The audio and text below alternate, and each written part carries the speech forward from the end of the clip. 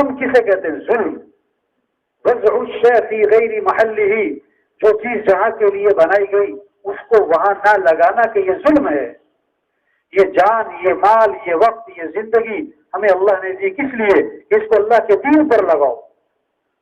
ہم نے وہ جان مال لگا دیا مال کمانے پر، ضرورتوں کے پورا کرنے پر، یہ ظلم ہوا، اور ظالم کی دعا قبول نہیں ہوتی ہے۔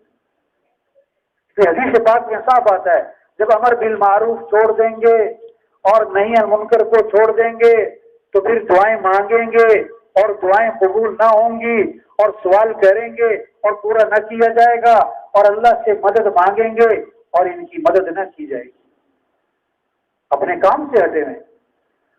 تو آج تک ہم سے جو اس دعوت کے کام میں، اس تبلیغ کے کام میں جو غفلت ہوئی ہے، ہم اس پر اللہ سے معافی مانگیں، اور جو ہماری بقیہ زندگی ہے اس کے بارے میں عزم کریں، اس کو اللہ کے دین کے پھیلانے پر لگانا ہے انشاءاللہ۔ تھوڑی سب کے لیے کریں انشاءاللہ۔ اچھا، کام آسان ہے، ریڈی والا بھی کر سکتا ہے، مل مالک بھی کر سکتا ہے، ہمارا مزدور بھی کر سکتا ہے، ہمارا وزیر بھی کر سکتا ہے، آسان ہے۔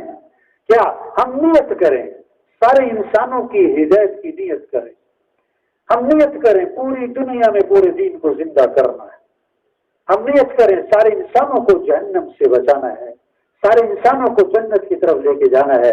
کیوں نہیں؟ نیت کرنے میں کچھ لگتا ہے؟ اور آدمی نیت کر سکتا ہے، نیت کریں۔